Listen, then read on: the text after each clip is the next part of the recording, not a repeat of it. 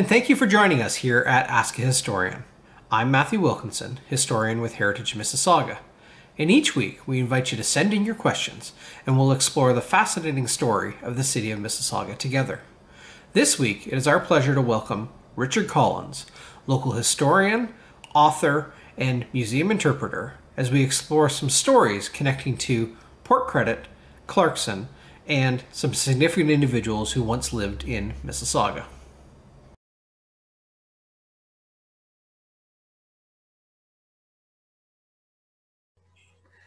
Well, joining me this week, once again on Ask a Historian, is Richard Collins, a historian, a museum interpreter, and once again, a Port Credit resident. So not only do we welcome Richard back to Ask a Historian, but we welcome him back to the city of Mississauga. So welcome home, Richard. It's good to be back. I had a good time in Ottawa, lots of history there, but familiar faces here, so I'm glad to be back. Well, I'm glad. I'm sure Port Credit has missed you, and the community looks forward to walking tours once again. And who else knows what we get into once we're allowed to be open. But yeah, I'm looking forward to that. We had some questions come in, and to be quite honest, the three questions I had, I couldn't have them more tailored for you than any that I could think of that I would have come up with. And so I thought you were an absolute natural to bring onto the program this week, and to look at a couple of the questions that have come in from residents here in the city of Mississauga. And so the first one, let's jump right in with 2 feet here. And it's thank you, Christian, for your question, asking about Truscott Drive and why it got its name, why it's named that. And so I wonder if you can walk us through who Truscott was and why his name's emblazoned on a street in Park Royal. Yeah, that's an interesting one, because my honest answer to that question is I don't know. I don't know where Truscott means its name, or Truscott, but it's there's two possibilities. The most likely one is that there is a Sir Dennis Truscott, who at the time the Park Royal development opened in 1957. Yes. And he was the Lord Mayor of London. Now, London has two mayors. They still do. You have the official elected mayor, which is someone kind of like Bonnie Crombie, someone who's elected specific to be the mayor. But then you also have a ceremonial mayor, someone that's more, almost like Hazel, I guess you could say, someone who's kind of there to be an ambassador that everyone knows. And Sir Dennis H. Truscott had been a popular figure in theater, and so he was well known in the 50s. And so he was invited to come to Mississauga to open the Park Royal development in 1957, because there already was a Park Royal in London.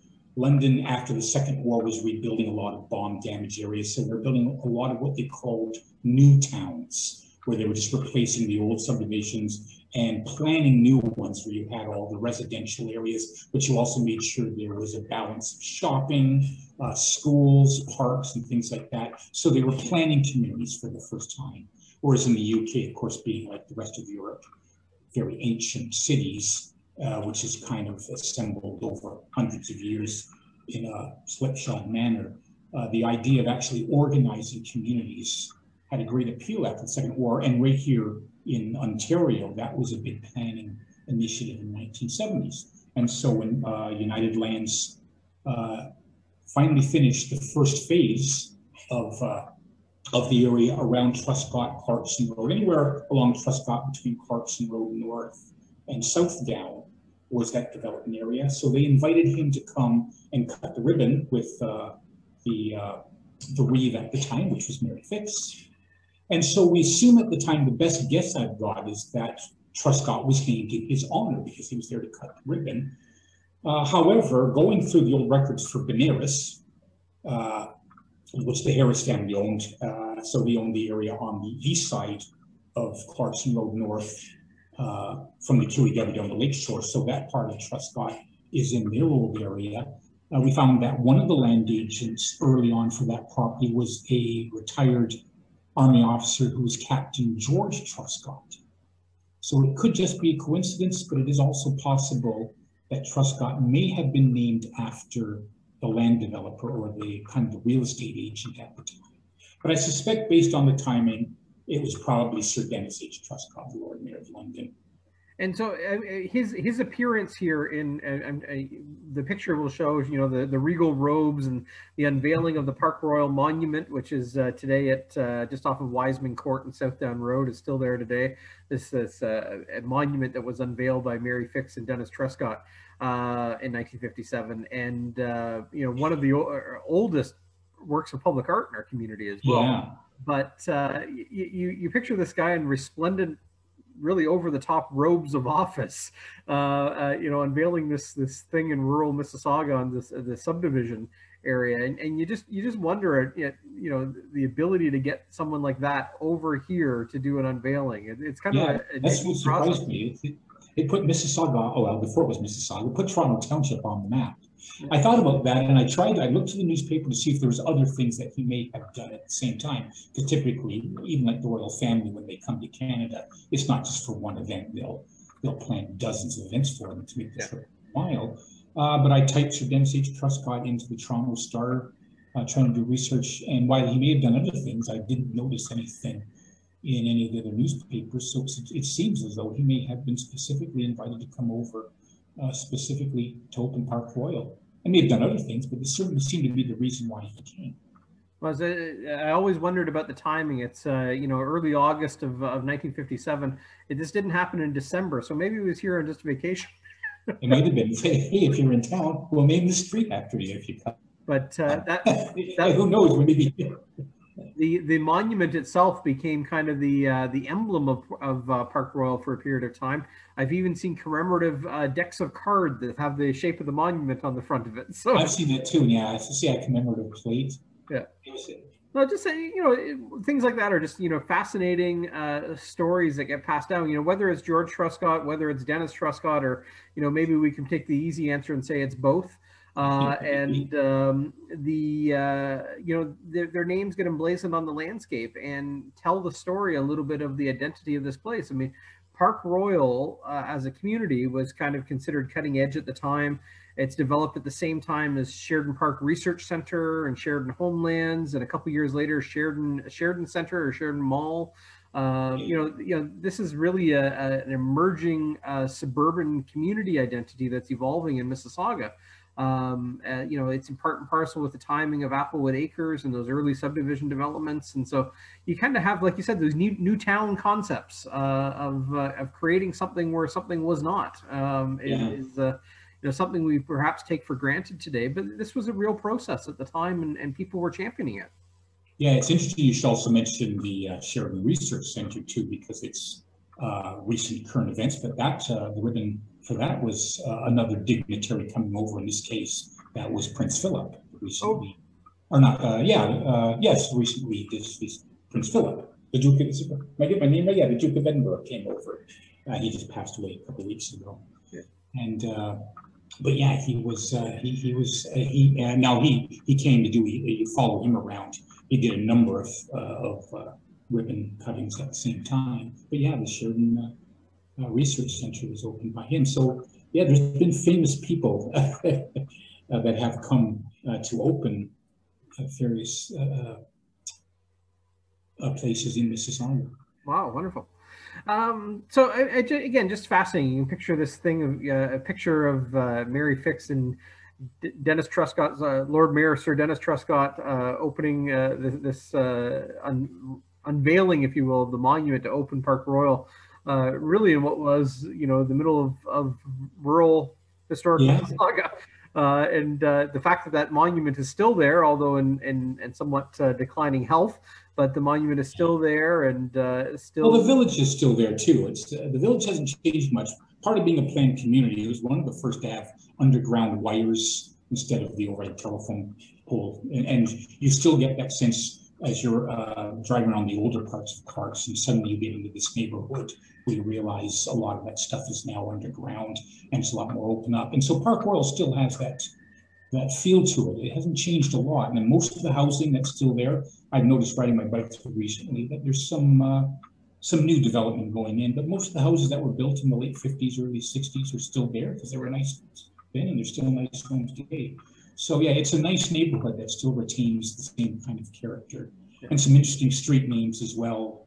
Another one that's just a little bit further south, I always was fascinated by a street a little further south in Park Royal called Barsuda, and it comes westward off of Clarkson Road North. And I did chat with Barb Larson about that, Canary fame. And she says, "Oh yes, I knew the developer, and I knew the developer's kids, whose names were Barbara, Susan, and David, and that was the names of the kids, and that's how Barsuda, the street, got its name." So kind of quirky little street names like that still exist.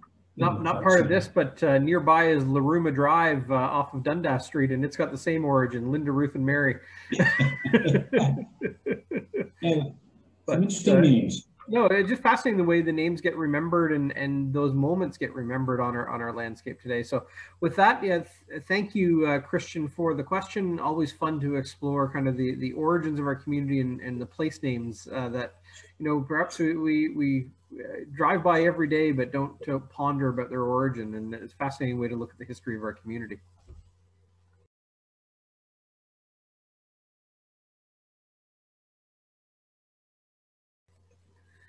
So our second question this week on Ask a Historian is from Javed, and he's puzzling about was there or was there not a streetcar service along Lakeshore Road into Port Credit, or as I heard one refer to it as the streetcar to nowhere.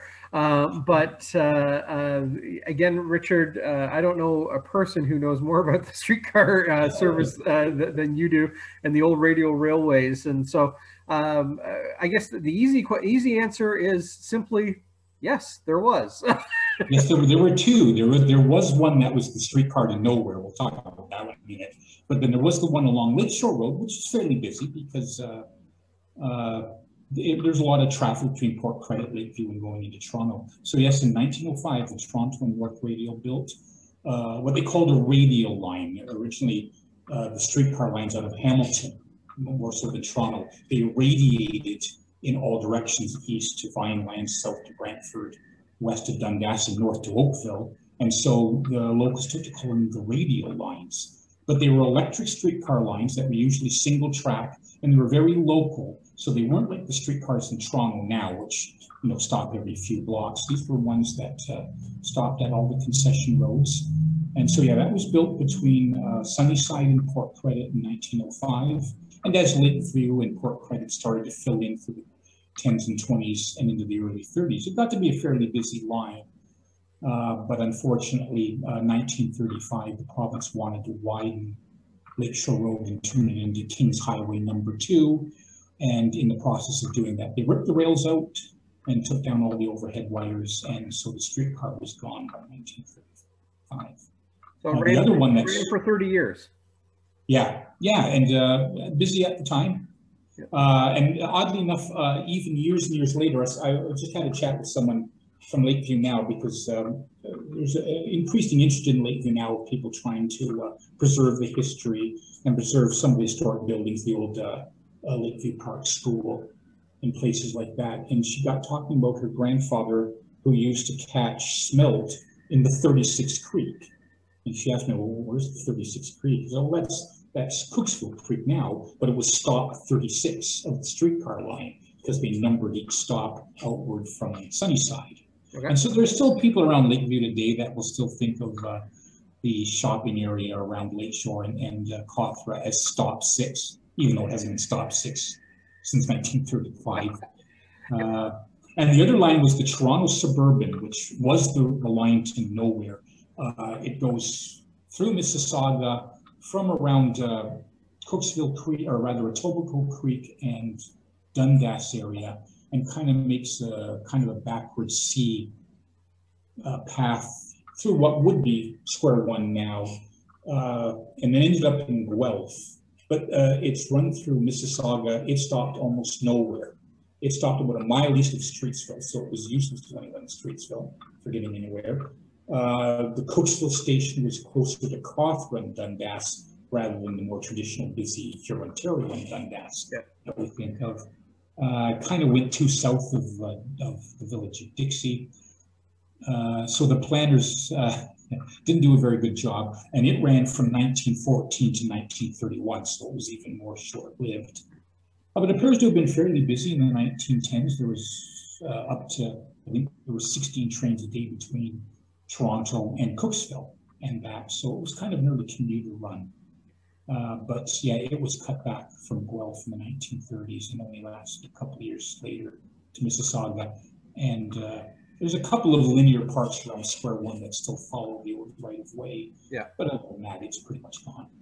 Yeah, there's a couple, just the old Toronto and Guelph Suburban Railway, that right of way, there's still a couple of places where it peaks through, of course. But back to the Lakeshore in a way, in Port Credit, I mean, we're seeing now the development of the light rapid transit line up here on Ontario Street. And it's kind of one of those things where you're just like, well, what's old is new again, in a sense. Yeah, yes. And if there is a plan, there are people again in Lakeview, Port Credit, and Carson would like to see streetcar service brought back along Lakeshore Road, where you have the urban center or urban center, which is more to go transit going from Long Branch to Port Credit to Clarkson, and just making those stops. And then having the LRT going along Lakeshore Road, but like the buses do now, they make stops every few blocks. And then you have the two rail systems. I think it would be wonderful. Yeah, and you can't say, well, it's new technology. We're around before, and they were popular. A lot of protests you could see reading the newspapers, the Port Credit news from the time. People didn't want to see the streetcars go, and were kind of disappointed with the bus service that replaced it. Right. But yeah, they were expensive to operate. Given that Javed's question was specific to Lakeshore Road, I want to explore that a little bit with you. And where was the terminus? Like, how far did the streetcars come? Where did they end? The streetcars initially started in Sunnyside, and then as Etobicoke grew, and eventually the Etobicoke rural system was incorporated into the city system, and then so later on the terminal just became from Brown's Line, or where the Long Branch station is now, which is when the numbers changed. What was stop 36 later became stop 8 under the new system. And so, yeah, they ran along Lakeshore Road and stopped at Dixie, stopped at Cawthra, stopped at Alexandra, which was the closest CN railway station at the time for Lakeview. The stop 16 was the last stop, which was not quite at Stavebank Road, a little bit east of Stavebank Road, kind of about halfway between here, Ontario and Stavebank. They wanted to have a downtown stop. That was called stop 16. There is a cool photograph of Garnham's Confectionery. The building still stands. It's unoccupied at the moment on the south side of Lakeshore Road. And that was the ticket office where you could pick up the tickets, and you would wait there. And so the streetcar would stop along the middle of the street, because it was single track. So it wasn't like the Toronto streetcars now, where you had eastbound streetcars on the eastbound roadway and westbound on the westbound roadway. It was right down the middle. It stopped. Passengers got off. The motorman got out from the front of the car. And the first thing you do would be to lower down the trolley pole that brought the trolley pole down. So go to the other side and then raise the other trolley pole up for the trip back. And the streetcars had tabs at both ends. And so the driver, the motorman, just changed from one end to the other. So the street, it didn't have loops like the TTC has now. The car just stopped, the driver went out to the other end, and then the train returned. So it ran down the middle of Lakeshore Road, just up until here, Ontario, then veered off to the south side of the road. And if you look along Lakeshore Road nowadays, you can still see that there's a lot of stores and older residences that were there in the 30s that still sit farther back from the road than most of the newer homes, because they were set farther back because they needed the right of way for where the railway tracks were at first. And yeah, there was a stop at St. Lawrence. So a lot of people that worked in Toronto and Lakeview, but worked for St. Lawrence Starch, would take the streetcar out to Port Credit, and vice versa. And so, yeah, that continued till actually 1935, although it was abandoned from Long Branch. But then during the Second World War, the tracks hadn't been ripped out over most of the route. And so service was restored to the small arms plant from 1940 to 1945, because so many workers were getting out to the plant there from Toronto. But they actually restored streetcar service for a while. And so did that end then after the Second World War was over? Yeah, in 1946, once the small arms stayed open in peacetime, but a lot, not nearly as busy a place, of course, as it was during the war. But yeah, the streetcar tracks were ripped out after that, a nice platform. with a bit of a shelter. Apparently survived in the 1970s. You can look at some of the aerial maps and see it there, but that was taken down. And that was pretty much the last of it. You don't see any real evidence of the streetcar system. Once the streetcar was gone, the buses continued to run because they still had a contract. The TTC couldn't close off the contract. So they put buses in. And then buses, because they weren't restricted by where the rails ended, right up till 1974, when Mississauga Transit took over the TTC route, they went as far west as Pine Avenue. Right. And yeah, and then some of them short-term at Mississauga Road. So yeah, so the TTC streetcar ended in 35, but TTC buses remained until 1974. And there was a loop at Pine Street, right? Like a Pine Avenue. Yeah, there still is. There is a little house there that was owned by the Dudgeon family, and one of the Dudgeon girls used to teach piano lessons there. So it was kind of a building that she let people in, even though it wasn't officially a bus stop. Okay. But in the winter, I remember a couple of people, Ted Giddings, lived in the area, used to be with the Benares, the board. And I remember him telling me a story about the Dudgeons would let him and other people on cold winter days could take shelter inside the little gatehouse, which is still there. It's designated on the Interior Heritage Act. And then just beside that, there is the used car parking lot. Yeah. And yeah, where that was, there was a place for the buses to loop. She should have charged a nickel for everybody who came in the door. Yeah, she could have made money.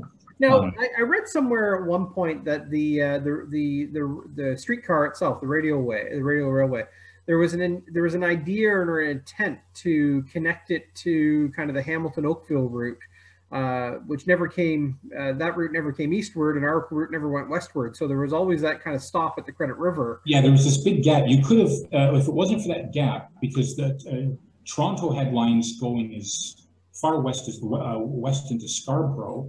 And then there were lines that went continually until you got into the Niagara area. You could have taken the streetcar all the way from east of Toronto into Buffalo and then part of a fairly complex New York radial system without ever getting off a streetcar, except for one gap between Port Credit and Oakville, which was never filled. Sir Adam Beck, the founder of what eventually became Ontario Hydro, was big on connecting all these gaps, and he had this grand vision of seeing electric railways all over Ontario, because he was a big proponent of the hydro system. And then one of the plans was, to fill in the gap between Port Credit and Oakville, but it never happened. So that one gap was left behind. Apparently there was some protest. People in Lorne Park didn't want it because the people in Lorne Park, you see these in the newspaper articles from the 1920s when Sir Adam Beck was promoting connecting the Hamilton Radial Electric with the Toronto and York. And they didn't want the undesirables from Toronto and all the beachgoers that would take the streetcar out to Lorne Park. Although, because at this point, Lorne Park as an amusement park wasn't there anymore. It was now a fairly exclusive residential area, as it is today. Yeah, so they didn't want the streetcar. That was just going to bring a horrible element. I had heard that part of the stumbling block too was the infrastructure cost of the bridges over the Credit River and the 60 Mile Creek that would have to be constructed to carry the radial line. Yeah, that's certainly why the Toronto and York didn't. That's why they stopped at Stavely. Yeah. Well, they stopped at Port Credit in general because there was a market. Port Credit, it was a fairly substantial town at the time. But yeah, when the textile plant opened, well, it wasn't textile at the time. I guess the brickworks was there at the time, so a lot of employment there. And there was kind of, wherever there's large employment areas, then you want to bring the streetcar out because you get a lot of commuters commuting back and forth from factories. But yeah, the cost of building their own bridge across the Credit River was more than the Toronto and New York had money for. Yeah. And that was usually the problem. I mean, that's the problem even nowadays with LRT lines. A lot of cities would like to have them, but they're a fairly expensive first cost. You got to lay rails, you've got to put up an overhead power system. Now we're just doing that with the Ontario line, but I'm sure people know it comes at a pretty big cost. The savings are great in the end. They're much more energy efficient, they're smoother rides. Streetcars are much smoother than buses because they can pass all the stress down to the rails, so that when you're on a streetcar, you don't take sharp curves. When you accelerate, you don't feel it when you do on a bus. You get on a bus, The bus takes all the stress and it throws you all over the place. And so when people get on streetcars, they love them. And cities that finally spend the money on them, the general public always talk about how much they love the LRTs. But getting them going is a tough thing for a lot of cities. So thanks to Mississauga for at least starting the Air Ontario line. Once we get it going, I think people will like it. Well, it's been a fascinating exploration. I've always found this just a very neat part of Port Credit history and well, Lakeshore history, Lakeshore Road history. People would love to see him back. maybe someday. So Javid, thank you for the question. And just, to get back to your immediate question, there was a streetcar line, a radial railway line, and it ran between 1905 and 1935 along Lakeshore Road from Long Branch all the way into Port Credit, stopping just shy of Stave Bank Road, not quite crossing the Credit River. So thank you for your question.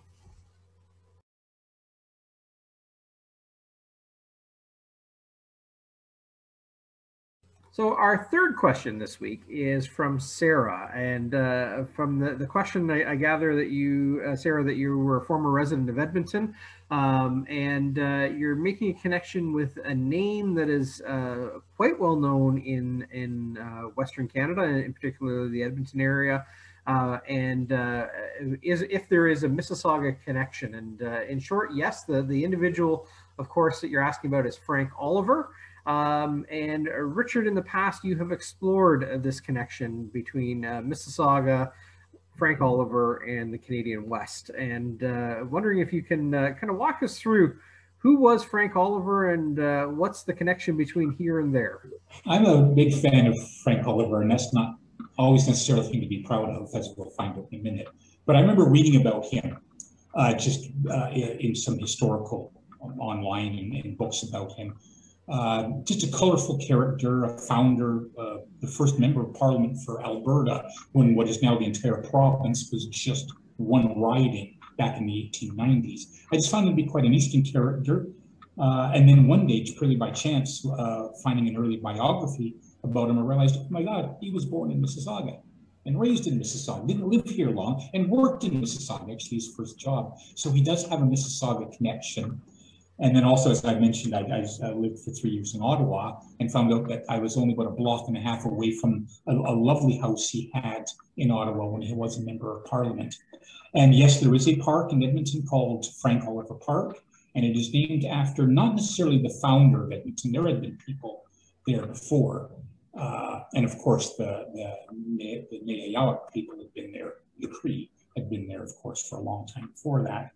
But Frank was the founder of Edmonton's first newspaper, the Edmonton Bulletin, which is no longer around.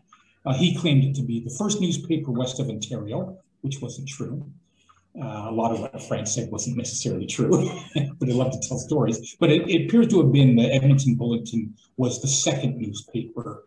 There was one in North Battleford, Saskatchewan beforehand. But yeah, he was an early founder. He was the guy who promoted making Alberta a province, because at the time it wasn't. It was just kind of part of the Northwest Territories at the time. But he struggled hard, and so he was the only member of parliament for the Alberta district, and then in 1905 became the first member of parliament for the province of Alberta. So yeah, an interesting man. And he was born Frank Boesfield, which is why at first I didn't realize there was a connection. Boesfield was his father's name. The best I can tell from some genealogical stuff that some friends of ours have done for us in the past. His father left, and he ended up moving in with his uncle on his mother's side. His mother's maiden name was Oliver, and that's kind of since then he came known as Frank Oliver. And he worked on his father's farm, which is on the west side of here, Ontario, about halfway, almost very up the north end, I think about halfway between Britannia and Derry, if I'm not mistaken. There is a street that comes up now called Skymark. It leads into an industrial mall area. And so all those warehouses and factories that are at Skymark now, that would have been his uncle William Oliver's farm, where he was raised as a kid. But he seemed like a bright kid, apparently, because he got a job at the newspaper, got a job at the Streetsville Review. So he had some experience in working at a newspaper when he founded the Edmonton Bulletin. And yeah, sure enough, his early forays into journalism were at the Streetsville Review. So an interesting character.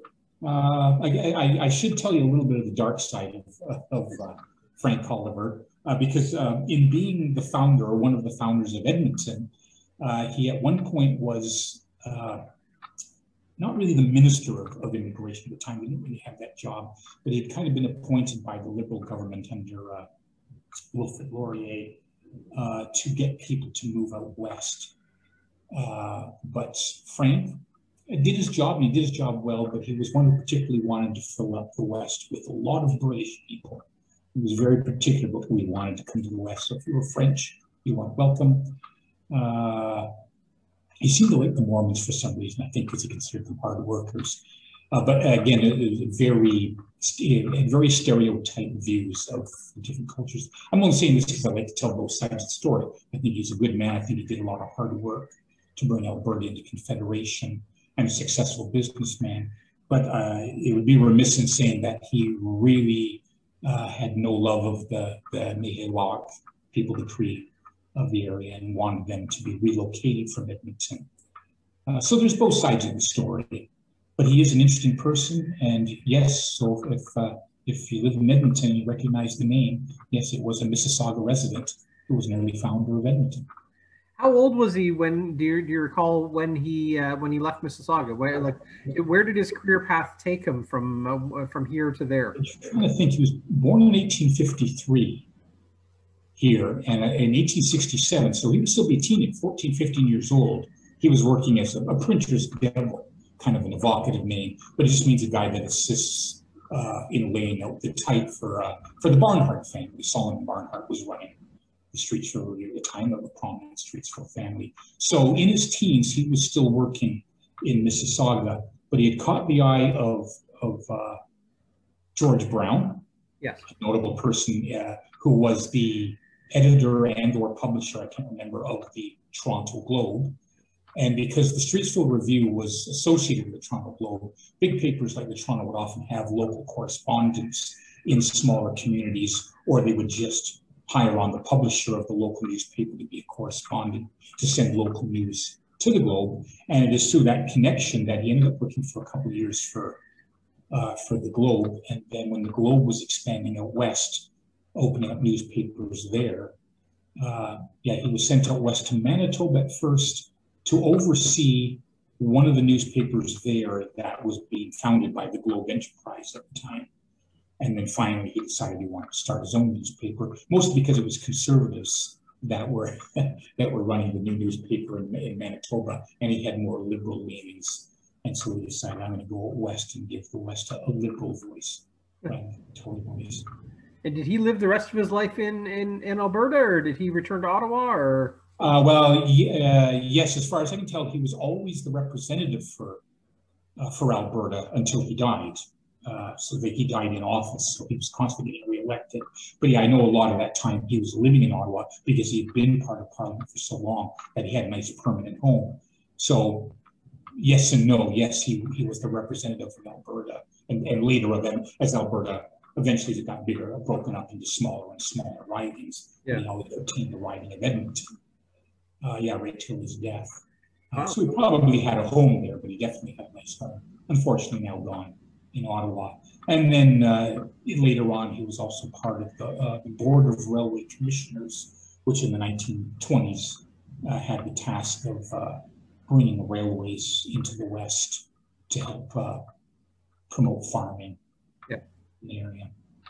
No, absolutely fascinating individual, and coming out of that kind of colonial era mentality and structure of settling the West.